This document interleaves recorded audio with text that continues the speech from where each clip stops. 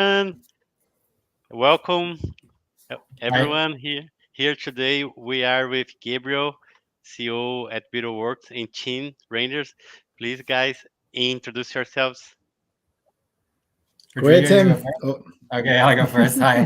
So I'm Tim Renders. I'm the founder, CEO of Entre les Lignes Agency. We're a Belgian translation and copywriting agency catering to creative and design brands. Very cool. Very happy to have you with us, Tim. Thank I'm you. Gabriel Fairman, founder and CEO of BureauWorks. We have and our goal today, and Rodrigo's our head of marketing. He never introduces himself, but he's the Yes. person behind the scenes who makes everything, all the great things happen. So it's very nice to have you. And today, really, Tim, our goal is to get to know you. Like I said, really informal conversation. Talk about what's going on in your perspective with AI in translations. We really have quite a few opinions on how we can ensure that we'll be relevant moving forward. But let's start with you. Tell us a little bit about your experience as a tell us a little bit about your experience, who you are, and where you are with this AI thing right now. With AI, yeah. So, we're a relatively small agency. We have an in-house team of 6 people, project manager, vendor manager, and then there is me. And then about 500 freelance translators. But so in the localization world, it's a relatively small agency. And as we cater to creative brands, we're in like marketing, translation, etc. We always thought we were a little bit like protected from AI, etc. And so we never really paid so much attention to it. Being a small agency, doing rather smaller projects compared to like the big agencies. But lately, we've been feeling the wind in our neck since the hype around ChatGPT that started around November 2022. Which just pushed us towards also developing an MTPE service, like a post editing service. And we just launched that not so long ago, actually, like, what is it, 5, 6, 7 weeks ago, starting to test it, etc. So actually, that's where we are with AI. Can we call it AI? It's more like machine translation. It's not the same, but yeah, that's basically the situation for us right now. So, so let me take a step back and first, I love the name of your company, Entre les Lignes. I can pronounce it perfectly, but it's that to me that is what you summarized in the sentence. What language is all about, right? It's not about what's being said; it's what's between the lines. So I just love it, and I want to commend you too. I think you're an amazing communicator, and I think that's what it takes to be a good translator, particularly in your field. If you're not yourself a very good communicator, it's very hard to convey the meaning of the things you're translating in a way full of artistry. So, and I also think it's really interesting too that coming from this more creative space, that's really where, I mean, in some areas, I think it's more of given that AI will have a role. In other places, like in the creative space, I think there are more natural barriers, but still, I just wanted to confirm with you. You've been noticing that ever since GPT came out last year, there's somewhat of a downward trend as far as how much people are translating in your field. Is that a fair or accurate assessment, or? Yeah, that's pretty accurate. I wouldn't say like straight away after GPT launched. I don't know exactly when it launched, but like in my memory, it's like November 2022. I don't know why. First semester was, we noticed first semester of 2023, we were not gonna grow. We didn't feel the growth like we had the 2 last years where we grew enormously. So we were like, okay, it's gonna just like we're gonna break even. We're just gonna stagnate. There is an economical crisis, etc. But then, starting from the summer, it really went downhill like very fast. And so all I can do is it's only pronounced. I can only speak about hypotheses. Like I don't know what is the exact cause, etc. But I can only imagine when there is cost cutting large and smaller firms that people get creative with the tools they find online, and it's also understandable because we use them ourselves. So one of my hypotheses is that um, people are probably putting their standards lower or whatever. They just need to have something. It doesn't need to be perfect, and that's why they use the tools. And I can only understand that. Like, why wouldn't you? So that's why I really only now I really feel like this is yeah. Um, it must be part of the of the cause of things going south for us. In any case, I can't speak for everyone, but hypotheses. No, but it's interesting because so what brought us together, right? You wrote a post on how um, there's leaders aren't speaking out on what's happening, and I really resonated with that because I feel like that's a overall general characteristic of our industry. There's very little dialogue in general, I would Mm, say, very fragmented, and freelancers are worried on one end. They don't, other than their associations, they don't really have that much of a voice. I know a lot of people that are scared, worried about their future, and it's really kind of there's very little that seems that one can do. Right? It's like sit and wait and hope that I'll have work tomorrow. And I know a lot of agency owners that are also kind of worried. Some of them are more resourceful and creative like you and are adapting their products and thinking about different ways. And then you have the larger agencies that have are impacted in different ways, have perhaps more resources to um, let's say maneuver, but at the same time very large overheads and are also very exposed. So um, my opinion is that there will be a ton of transformation moving forward. That's just my opinion, and it seems to be backed up by, for instance, your testimony. My testimony is what I notice is exactly from a different perspective. I'm more involved with tech companies, and I'm more involved in yeah. the people that I talk to are more in the Bay Area. That's traditional, like Silicon Valley, very techie oriented, and most people I know are in companies that have very rigid directives already in place, for instance, with leveraging the most out of Gen AI in all fields. So whether it's legal, translation, and I think that for the first time in a long time, um, translation has become a target. Like for non-translators, it's kind of like, oh, this is a place that we don't have to spend anymore. And there are so Yeah. many tools that distorts perception as far as what it does or what it doesn't do. I don't know if you've seen some of the videos that about, for instance, what Hey Gen does with the Yeah. voiceover, and it's the kind of stuff that, like, it's really amazing tech. It is, and it can do amazing things. But when you look at like how sophisticated a brand gets, how nuanced communication gets, how much care goes into the production of content, even though it can it can do it, it's not going to do like the same, not even close to what it would do if you sent the content over to Entre les Lignes, for instance. But then it's hard for people that are non-translators, non-experts to grasp exactly, well, what is the difference. They're saying the same thing. They're saying, I can hear Yeah. it. It sounds Spanish, seems pretty accurate. Few people heard it. It sounds okay.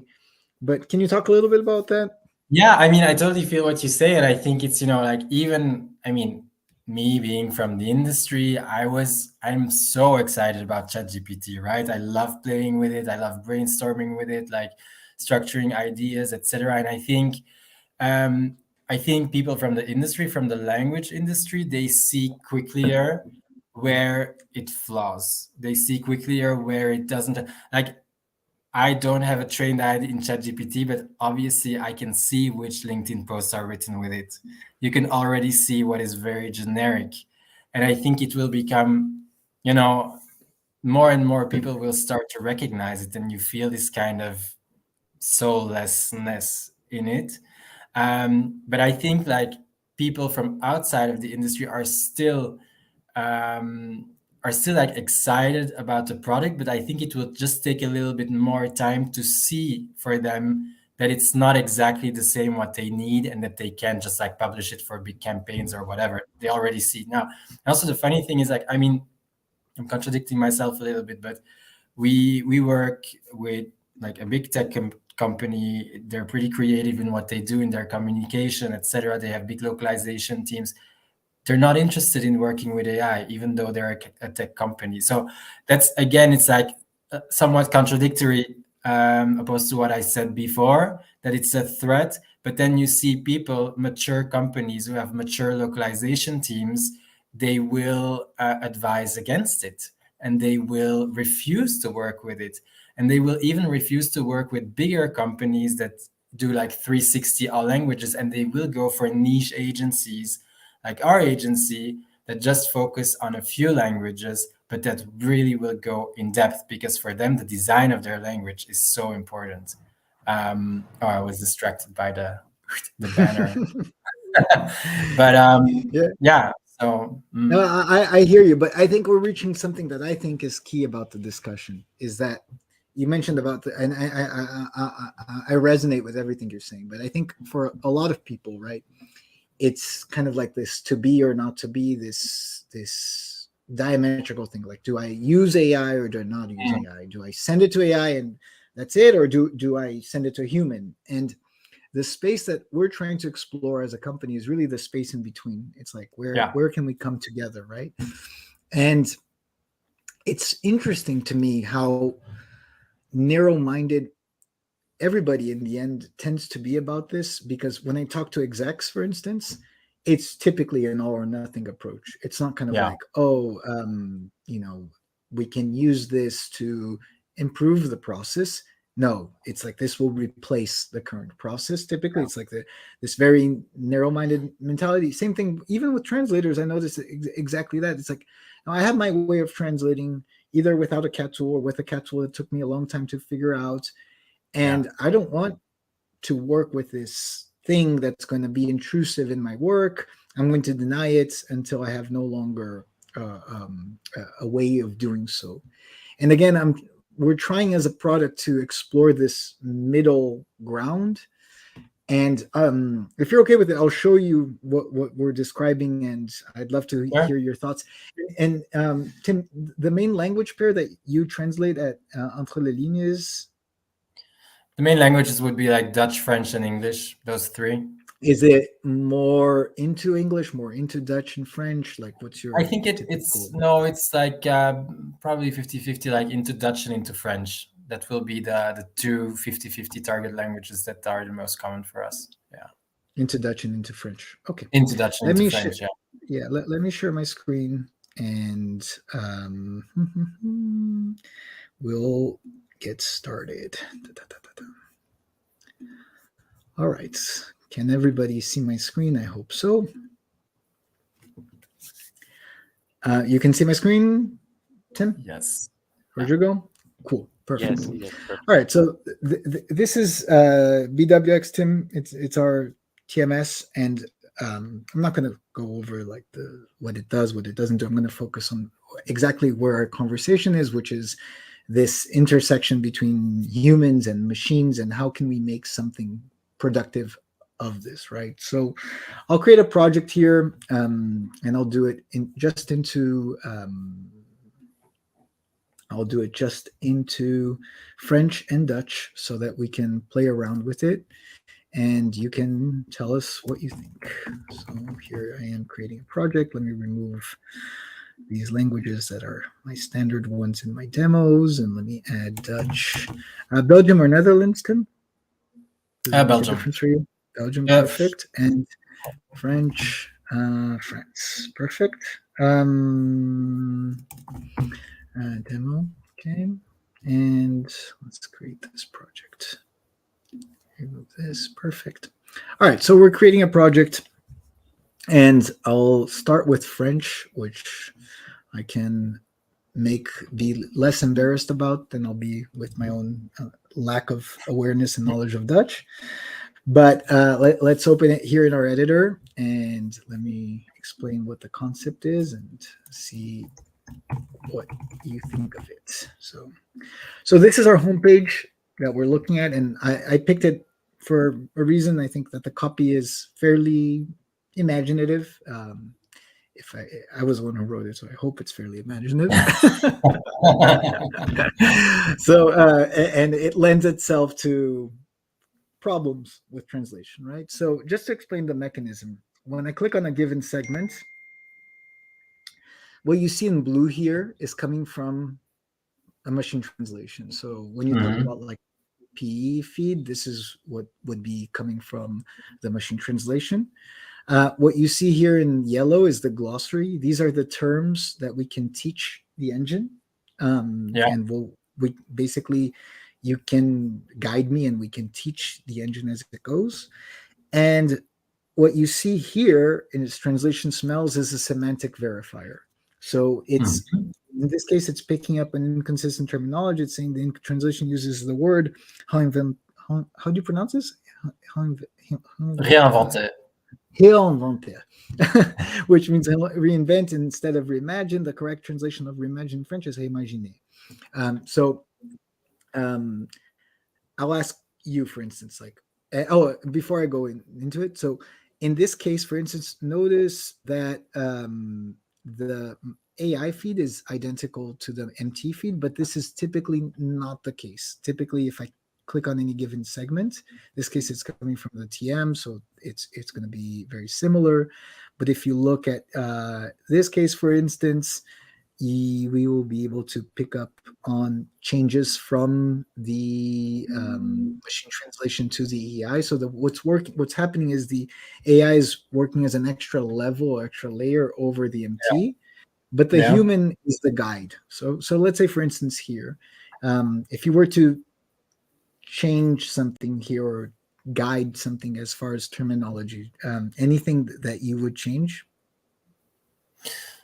French is not my native tongue, so I'm like, the very small nuances, it would be difficult for me. I'm a native Dutch speaker. So okay, so let's go with Dutch. Perfect. Perfect. Let's go with Dutch. The golden rule: don't translate into a language that's not. Oh yeah. Yeah, I'm used to making an ass out of myself talking about languages that I know nothing about. But you're right. I mean, it's important to keep with that rule. So, and I'm not even going to try to. Yeah, go ahead, Rodrigo. Before you starting this presentation in Dutch, there is a good question still when we were talking about the mission, and then it's Fausto. He's asking, with AI driven translation becoming more prevalent, what strategies do you believe can empower human translators to remain indispensable in the field? And how can we maintain the human touch and linguistic nuance in an area of automation? Yeah, that's a great Yes, for question, both. Fausto. Yeah, And a question for both. and I think that's what I'm trying to sell Tim on, this concept that it's possible to, through a mechanism like the one that I'm showing, will ultimately further enhance the value of human creativity.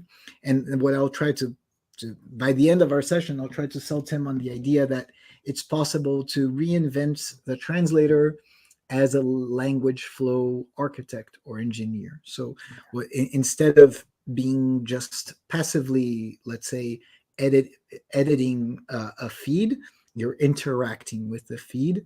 And instead of just changing, what I want to really illustrate is that instead of making like, instead of understanding changes at a segment by segment level, we're thinking about training and we're thinking about guiding, and what it'll show is how each decision carries more weights when you're working in this environment, because like if you become less formal in your tone, that you're training the engine to become less formal. If you become more formal, you're training the engine to become more formal. But we'll show in detail. But in this case, Tim, for instance, I don't know if Tim, do you want to add anything on that in terms of the value, future, etc.? No, I'm in the same direction as you. I was just thinking, like, become just like a great editor, become a great decider. Like, you take decisions. Like, I feel like a lot of translators. I mean, like, we did a poll recently, and like 250 people answered, and 20, and the question was like, do you already, it was about MTPE, it was not about AI because we make a difference here, right? But just like, do you already use it? Hell no. Yes, because I have to. Yes, I have no other choice, or yes, I love it. And there was 20% that was like, hell no, never. And I think it's like, I understand those people because they have trained their brain to work in a certain way, and to learn how to work like this, you have to completely rearrange your brain, because it's just like another way of working. Being an editor Mm, is another job than being a translator. So I have 100 respect for them, because they did so much effort to be where they are, and they're probably super fast and good the way they do it now, mm, that it's just difficult to go with this trend and to imagine that they can maybe be better like this. But if yeah. I were to be a freelance translator right now, I would move my ass and get the best editor that can be in the market, just to go with it, because there's no stopping to it. I mean, that's how I see things. Yeah, Um, I agree with you 100%. And I have an example close to home that really resonates with me. My mother is in her 70s, and she was a translator all her life. And in the end, she became an interpreter, but she began as a translator. And for her, over time, um, typing and being productive just became more and more of a challenge as she aged. And when she began using BWX, it was so difficult for her because she's exactly what you described. For instance, even working with a cat tool was counterproductive for her, because she had her own mechanism. She could be crazy productive working on a word processor and just typing and getting into this flow state and cranking out thousands of words a day. And she developed that over decades, and to change is like, oh my god. And it's curious, it took her, I would say, at least 6 months to really begin wrapping her mind around the idea. From the first time I showed her BWX, took her another 6 months to really feel comfortable. After that period, she's like, I don't even know how I translated before. But it's exactly what you said. It's such a hard transformational process, and exactly what you described too. I think for many translators that I know, and I don't know if you relate to that, but it's there's no good enough. It's either amazing or it's shit, and it's hard to get into this good enough vibe. And it's like you said too, I think it's also very hard to get into more of an editorial mindset rather than a translational mindset. I don't know if I'm saying words that resonate with you, but yeah, I definitely 100%. resonate a lot with what you're saying. And to make things specific, for instance, notice in this case, the example works exactly proving what I was saying. So notice that the machine translation is, I don't speak a word of Dutch, but I can see that it's saying different words than the AI feed. So there was some change. I don't know if you think the AI feed is better or worse, but there was some change to the MT. Yeah. You're asking me now what I find better? Like, and for me, the MT Yeah. is like, it's not finished, but it's definitely way better than the AI in this case. Okay. So how would you train, if you think about at a terminology level, do you think, what would you change at a terminological level in this sentence? So for sure, like, it says, the AI says beheer van vertalingen. So vertaalbeheer, the one word on the right in machine translation, is definitely a Mm-hmm. better term. So I would Mm-hmm. change that. So, but what would that correspond to in English? So vertaalbeheer is translation management. So that would be one Okay. term. Okay. So let's add this term. Can you paste on the, it should be this term over here, this Yes, yes. vertabehe. Okay. Let me apply this translation here, copy it so I can have it. Now when I notice that it's picking up translation management as a noun, I'll save this. So now it's in the glossary, right? Yeah. And if I ask AI to translate it now, in theory, it'll learn from the glossary. And now Okay. it's getting closer, still different, but getting closer to the terminology used in the MT. Yeah. Anything else at the terminology level that you teach it? Terminology, no. Now it's more about style, I think. So Okay.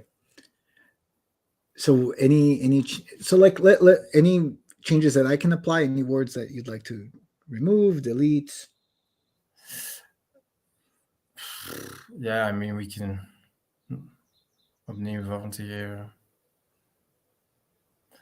We could leave it like this. I mean we can argue what's better, but Okay. I would like say okay, fine for this one. Okay. Let's leave it like this just for now, just to take a look. But what I want to illustrate is that now we have translation management in the glossary, and it's coming up again. And if it were any different, it would change it. But it's trying to apply the glossary to this sentence again. So, and it's detecting a translation accuracy problem, saying that cutting edge shouldn't be this. I don't know if you agree with the smells or not, but the goal here, just to explain the concept, is the goal is to create like this dialogue between the human and the engine.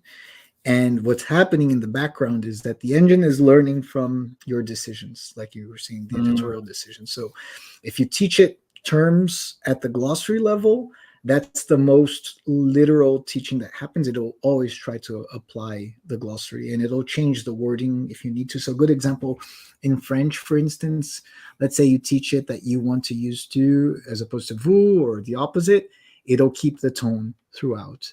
I imagine, I don't know if there's something similar in Dutch. Is there an informal and formal you in Dutch, or is it all the same? Yeah, there is also formal, informal. Yeah.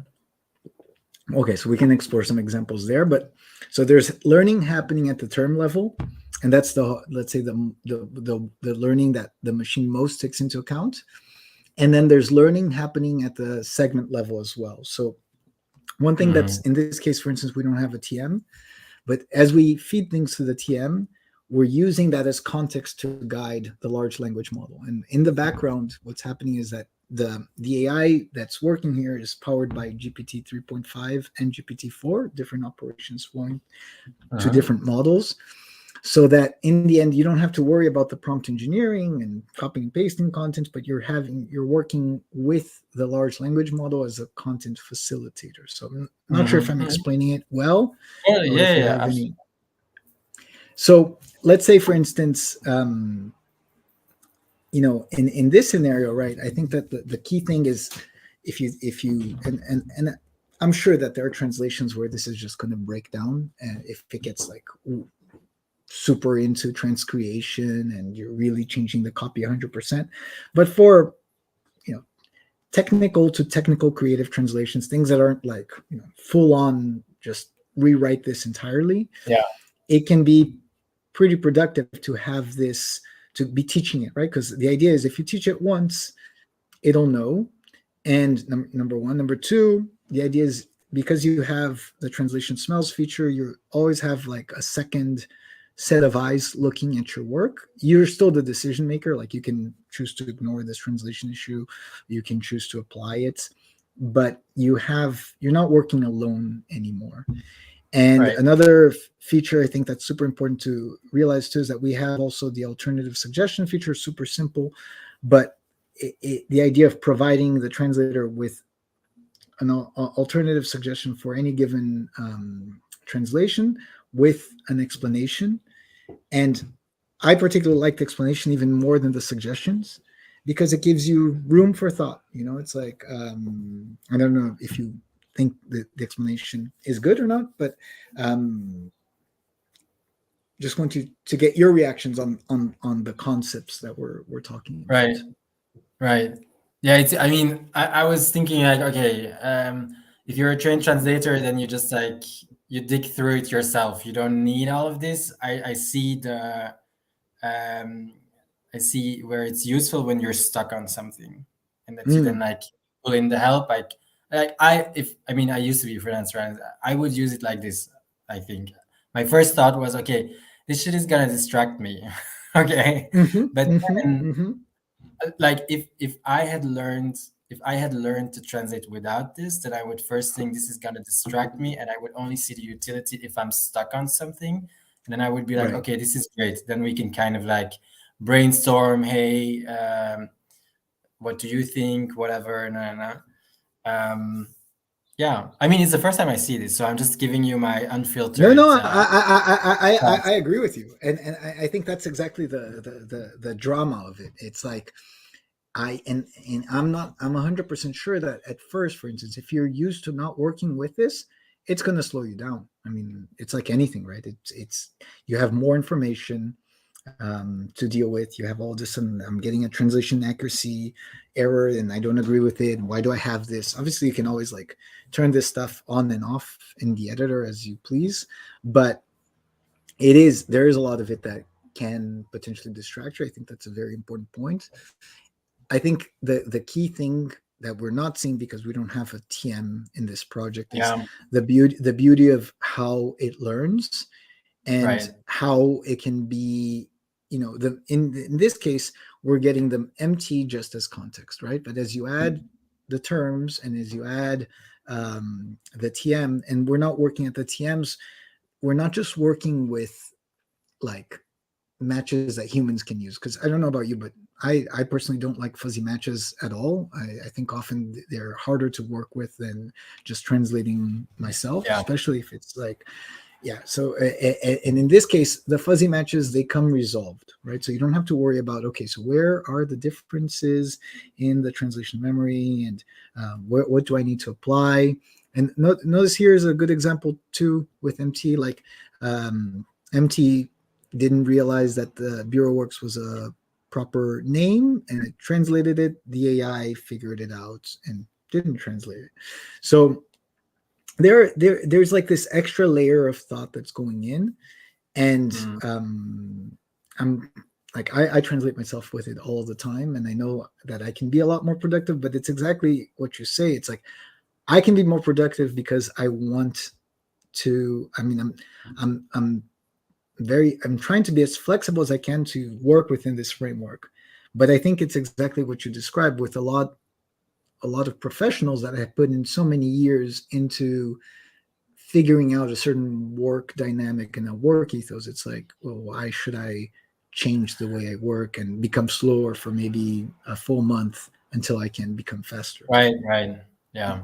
I mean, I mean, I see the potential. Like, if you can, I imagine, because I'm not a tech person at all. I don't know anything about how these things work. But I mean, I understand you can train it, and it will adapt to your even to your tone of voice or to your writing style. To obviously there is a glossary, etc. So every text you translate, it will just become better and better and more adapted to what you want it to do, basically. And in the end, it will produce more by itself a version that is closer to what you would write. Correct?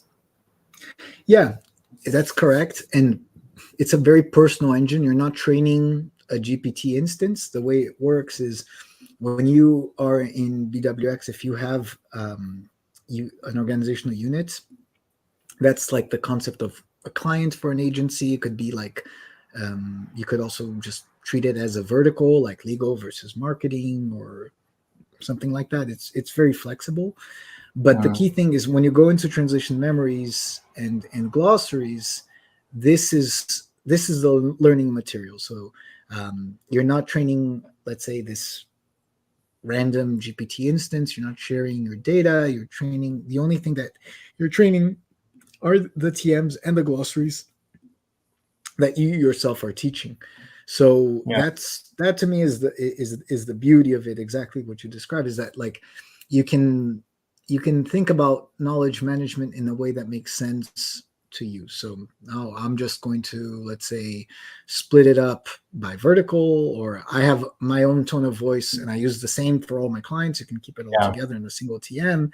But that's the part that I think is the beauty of it, is when you begin to see it working for you, and when you see also how it can be more productive than just working with an MTP. Because at least for me, like the main frustration I have with a machine translation post editing workflow is that it's very hard for me to um, like sometimes I get garbage from the MT and I fix it, but that doesn't mean I'm not going to get garbage again in a similar sentence because the system isn't learning from what I'm doing.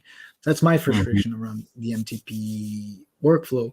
And in this case, the learning is there. So it's learning somehow, even if it's, like I said, through like very low level translation memory matches. We can work with like 10% similarity, 5% similarity. We can work with semantic matching as well. So like, let's say, you translate a sentence that said, um, Tim went to the store, and then you have a similar sentence that says, Tim has gone to the market. If you think about semantics, the sentences are basically the same. Mhm. Syntactically, they're entirely different. So that's the kind of sentence that you would never get a match for in a TM. But if you're translating things in a certain way, it makes sense to try to follow that. So that's the concept kind of behind it. But let me see if I can show you an example as far as the learning goes. Let me filter here for you. And in this case, for instance, uh, what what is it using? Is it using a more formal tone or a more informal tone for your fingertips? There's not really a formal or informal here. This is neutral. Okay. And what would we have to teach it to be more formal or more informal? Yeah, it uses another construction because you have like your fingertips and you could think there's like an equivalent, but there is no equivalent here because it uses just Okay. like an infinitive construction. Got it. But let's see what So happens. Like if we teach it your, forget about the sentence. If you teach you a more formal or a more informal your, what would it be? put the formal like U Mm-hmm. U W Mm-hmm. U W. W. Yeah. That's it. Yeah. Whew, that was easy. I was expecting something very, very hard. Okay, good. Okay, just taught it. Okay, let's see what happens. So now it has that in the glossary. Let's ask AI to translate it. Did it change the sentence? No, now it makes something weird. Okay, let's take a look at this one.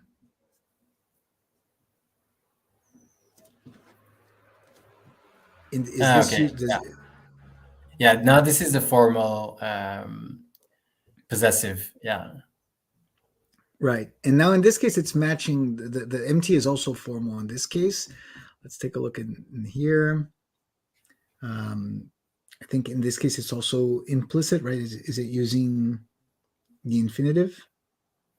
No, here it's informal again. Okay. Oh, because it's like Oh, you. Okay. okay. I know. So we had We taught it. your, and now it's you, and so the you should be u, just the u. Okay. Yes, yes.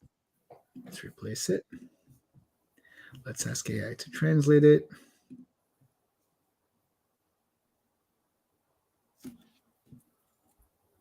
Is Yeah. that really weird? Yes. So now it's in the formal tone. So that's kind of the idea, and it's it's the kind of thing that, at least for me, I mean, sometimes it's a pain if all the MT feeds are coming in a more formal or more informal, and then I have to try to change all of them to either or. The idea is that once you change it in one place, in this case, for instance, picking up on the U, it's trying to use, and it's highlighting in yellow how it's translating, right? And again, like right now we're using one term, but if we have more terms in the glossary and if we have more TMs, that's when you see the beauty of it is Yeah, the yeah, yeah. MTs begin to merge with the glossaries, merge with the TMs.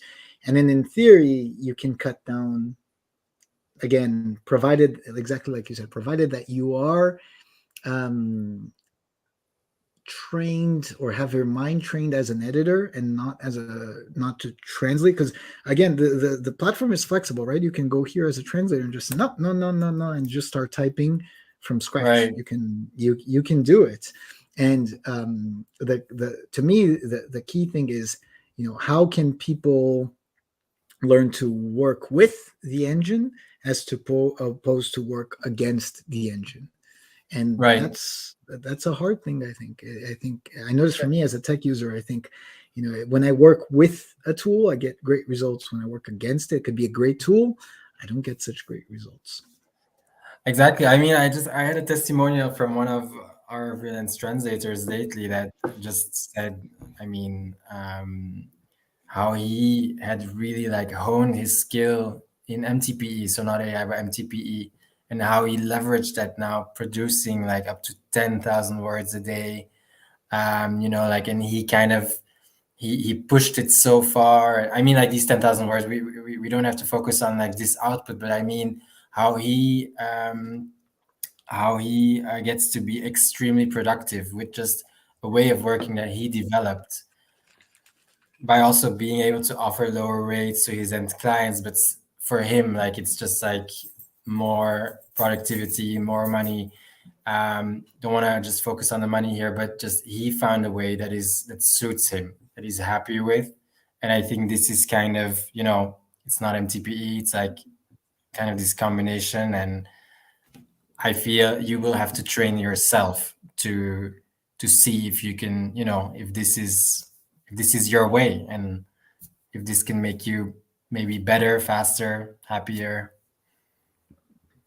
Yeah, that's to me, that's the challenge, right? And I think a lot of, you mentioned about the how people are silent and all of that. I think that when you look at how machine translation was used by enterprise, from the buyers to the agencies to the translators, right? I think there's content that's amazing for MTP. There's content that if you run it through machine translation, you make a few changes here and there, and it's okay, pretty much good to go. And there's content that you run it through machine translation, and you're going to spend maybe twice as long fixing it than you would have if you just translated yourself. Yeah. So that's for sure. And I think in general, like, there's always, like, in all our conversations, like you mentioned with the output, cost or earnings are always driving it, whether people are admitting it or not. That's what's driving the conversation. Like, agencies, they need to spend less, people, they need to earn more, and it's just this tension, right? And companies have more content to translate, they have to spend less, and that's just how it goes. But I think one of the temptations that a lot of people fall into is like, oh, I'll just use AI as an enhanced machine translation, or as a replacement to machine translation. And one of the things that we tested at the beginning, like you mentioned, when GPT came out, we tested GPT as it wasn't obviously meant as a translation engine, but we compared how GPT worked as an alternative to machine translation in, I think, over 20 languages at the time. And it became really clear that as an engine, it wasn't significantly better than Microsoft, Amazon, Facebook, Google, which tested out it against a bunch of engines, and more with like marketing creative texts to really try to push the boundaries. We didn't notice any significant difference, and just a lot more expensive from a computational perspective. But the beauty to me, of the large language model is the ability to interact. So when we tested it as a layer of enhancement over machine translation, then we noticed a big improvement in the feeds. But then comes the second step, which is what we're discussing, is, okay, now if you just throw this on a human being and say, deal with this, I'm going to pay you less because now I'm giving you something better to work off as theory, you're not really empowering, you're disempowering, right? You're doing the opposite. And as a translator, what can you do, right? You're either going to say, yes, okay, I accept to work in these rates and in these conditions, or the work is going to go to someone else. It's a complex position to be in. Yeah. I think, and moving forward, that's going to happen more and more. And maybe it's too much of an utopian idea, but to me, the goal is, how can you, like, going back exactly to what you said at the beginning, if I were a translator, I would try to really try to get ahead of the curve and learn a more advanced way of translating right now, so that I'm already dealing with the transformation and not waiting for it to become inevitability. I can barely pronounce that. But I think, and then when we develop the tech, we try to be as a team. We're making all these little decisions that make a huge impact in the user experience, right? You can create. We could be selling a product that just says to clients, "Hey, just process your content here, and you're going to have a machine translation that's better, more contextualized, and more easier to use, with requiring less editing time afterwards, rather than traditional machine translation." But we're trying to go this route where it's like, no, the human being is still at the center, but they can produce more, but they can also work at a more higher cognitive level, making more complex stylistic editorial decisions than just, like, for instance, changing, okay, this fuzzy said the word them, but now the translation memory says they. Now let me change that. Now the concordance changes. Now I have to fix the subject verb agreement. I mean, typically there's a lot of like low level linguistic ability that takes place. If you take that out of the picture and focus more on the stylistic decisions, more on the between the lines, that's when you see the higher value of the work. So the hypothesis that we're trying to work with is that there's I think that there's a first dip that I agree with you that happens when people start saying, oh, maybe I don't need a professional translator to translate this. And I think that becomes more and more widespread, and people see that they can get away with it. And I think that there could be a certain diminishing in work available in the next few years. But I also see a different trend, which is, I think, as the contents. So one thing that I've seen across industries, but we've also been able to establish that in research, is the baseline for average increases a lot when you use a tool like ours with AI and MT. Like, even if you have like someone who's knows nothing of the language, it's going to be harder for them to make like completely absurd mistakes than if they're just translating on their own, or if they're just using MT. You're working with some kind of framework that flags problems, that infuses MT, infuses translation memories, and so on. So the baseline for average increases. And as the baseline for average increases, people become more demanding of really, really, really good content. And I think this is just my opinion in general, not just for translation, but the standards for writing will increase in the next years. Because, if you have GPT is able to crank out, like you said, a post on LinkedIn, but you can smell the soulness of it, the lack of soul that it has, or the lack. There's something that missing. And I experimented a lot with GPT as a writing tool, and I love to write. And my conclusion after a few months trying to use it, I was like, no, I'm not using this. The whole beauty of writing is having my voice, is being able to express myself, and I'm not giving that up. And I think readers, not necessarily that anybody likes my writing, but readers, in my opinion, will value even more hearing that voice. And maybe AI models will be better and better at also producing or emulating that kind of voice. But the point I'm trying to make is that I think that the demands for greatness in content, whether translated or original, will increase in the next few years. So again, as far as like having relevance, as long as people are working on these higher level cognitive functions like editorial skills and being able to read entre les lignes and make inferences and deeper assessments over what's going on, they'll be relevant, because that's something that's always, in my opinion, always going to be scarce. It's like, if people resign themselves to this idea of like, oh, I'm just a subject matter expert and I just look over the translations to confirm that they're okay, maybe that will have some value. But I really think that the deeper value is understanding how writing works, understanding how culture works, and learning how to make those little changes in the text that create these really big impacts at the end. I don't know how that sounds. Yeah, no, sounds. I mean, you know, during the last seconds while we were talking, I was just thinking like translators and writers, they will become. I mean, they will have to become more experts than they already are. Um, they, like I'm just thinking of something like when I started as a freelance translator myself, when I was just like doing small jobs here and there at the start, there was like this woman from a communication agency, and she worked, her native tongue was French, and she worked in a Dutch speaking environment, and she would ask me to translate every day her emails. Just for her colleagues, like it was good business for me because she was just, and she needed it like instantly. I was her instant chat GPT, and she loved me because I love those little things.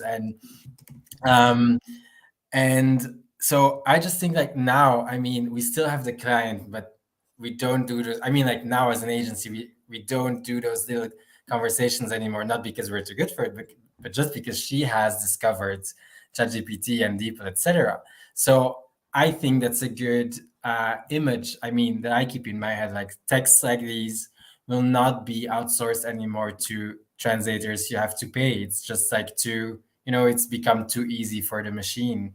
And as a translator, well, you will have to make the human difference in your skill. Let it be like being an expert in legal, for example. Someone really wants to be sure, like, okay, I want a legal, like a lawyer translator to check this, because if we F this up, we will lose X amount of money, whatever. Or in the creative industry, for example, we need a soul in this text, and that's why we will hire XYZ to have this voice that we can't attain with the machine. And so that's kind of what you said, and that's how I see things. I hope it will Yeah, be like, I hope the machine. I mean, I don't hope anything. I just think this is the way things are moving, and yeah. yeah. I mean, I try to project a future where GPT will be, for instance, or large language models will be even a lot more sophisticated than they are right now. Like be able to remove kind of like the soullessness that you described in some of the posts, being able to be even more unique in their voice. But again, you still need something guiding that style Yeah. and dialoguing with it. I mean, I think the whole point of when you really think about prompt engineering, it sounds sophisticated, but really what it is, it's dialogue, right? You're dialoguing. It's saying something, getting something back. And I think that the same way, like when you get two people that can have good dialogue like we're having here, it's like it flows and it goes your way, your way, my way, and we're learning from each other and we're building, right? And same way, if you don't have that, and Rodrigo uses this example a lot, it's like it becomes a conversation that evolves to how are you? Fine.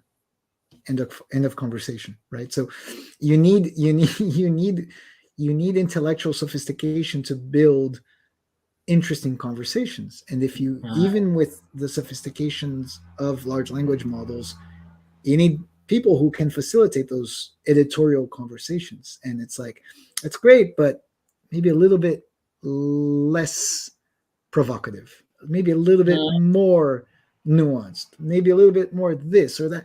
And that Yeah. it's like almost like a chef cooking. It's like maybe they're not the ones like on the stove, but they're tasting. It's like this is what it needs. It's not more Yeah. salt. It's like a little bit of thyme, and knowing how to create that experience. But I don't know.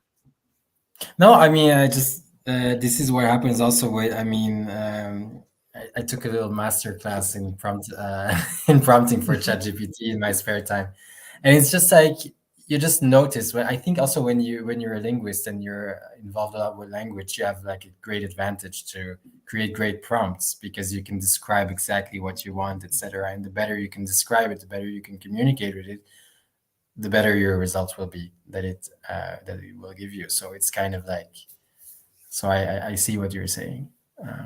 Yeah, Yeah. and I think what we're agreeing on is that the standards will be higher. we don't know what things are going to look like, but either you're going to need to be more of an expert at a subject matter, or more of an expert at writing and communication in general.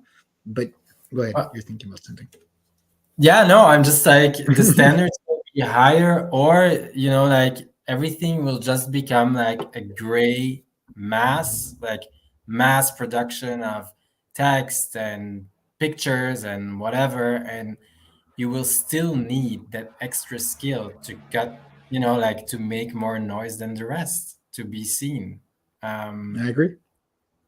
Because if everyone can write now or translate, well, it's all gonna be bland and it's gonna be boring and it's gonna be not seen. And if you want to be seen, and that's why we work for brands. They want to be seen, they want to Right. be heard, they Right. want to communicate, they want to reach people, they want to touch emotions. And I mean, that's why I've never been scared for our jobs, because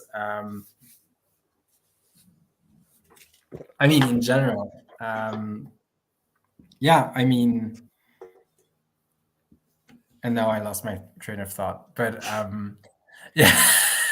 No, but I think I was able to ride your train, and I agree with you. I think that it's just picking up on where you kind of left it. It's even without a large language model in place, right? Just think about a marketplace, supply and demand. You could be selling bread.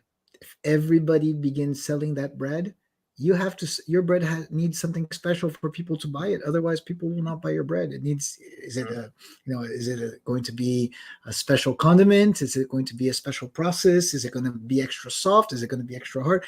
You need something to distinguish yourself. Otherwise, you're just the same as everything. And in the end, it doesn't matter if this like leveling is coming from a large language model or just from market forces. It's, in my opinion, accepting the inevitability of that and understanding that that is how markets operate, and you have to always focus on distinguishing yourself and using the best tools, using the best processes, making sure that you're adding your own flavor to the sauce. Otherwise, you're just bland, and if you're bland, it's hard for people to see your value. And I think that's at the center of what's going on. I mean, maybe I'm oversimplifying it, but I do kind of see it that way. Yeah, agreed. It's an easy conversation when we agree. But I don't know, Rodrigo, do you have any questions from our amazing audience that we should touch on before we wrap? I think you're muted, Rodrigo. No, we don't have any questions so far. So yeah. Perfect. Well, I don't know, Tim, if you have any closing remarks. For me, it was a pleasure being here with you, but I'll let you speak before we wrap it up. No, I just thanks for having me. This was a great talk, and I think we need more of this in the industry. Just sharing thoughts, and I think it would help everyone to also to get a little bit confident in these times. They're not always easy. So no, it's very scary. I think. I mean, I'm not translating myself for a living, and I'm still worried about how things are going to shape up.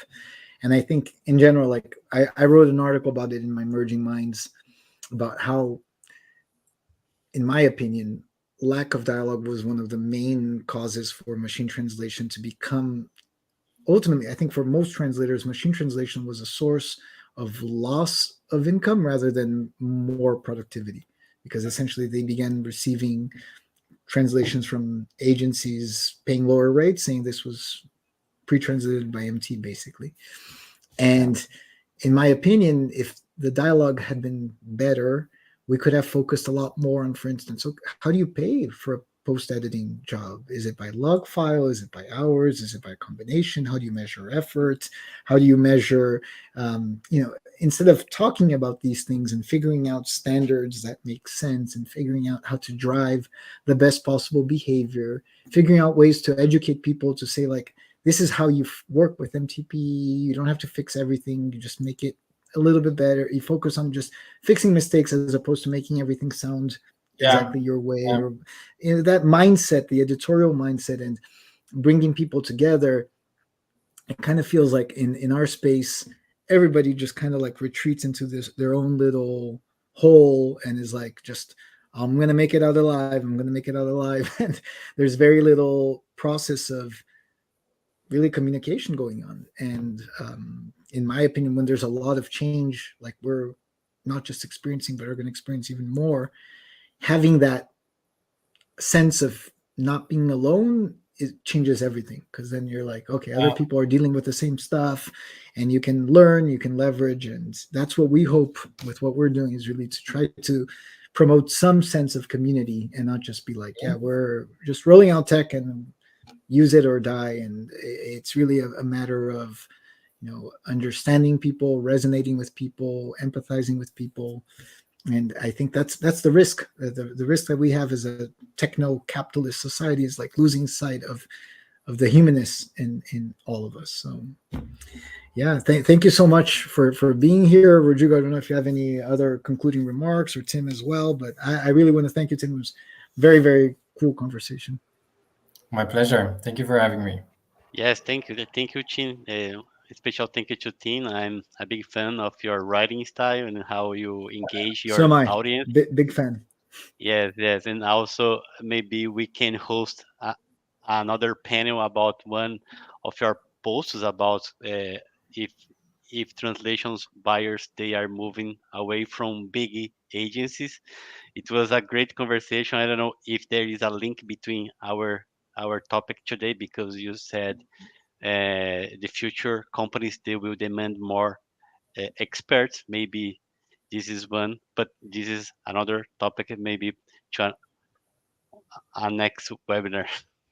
Yeah, I think this is a huge topic. Like, if we start talking about it, we're gonna be Yeah, talking for another hour. But yeah. I mean, I'm happy to give my opinion on that. Yeah, I think Rodrigo's just setting you up for the next webinar. That's what he Yes, does. yes, yes. All right. Thank you. Well, All right. pleasure being with everybody. Take care. You Okay. too, everyone. Bye bye. Okay. Bye bye. Bye. Bye. Bye.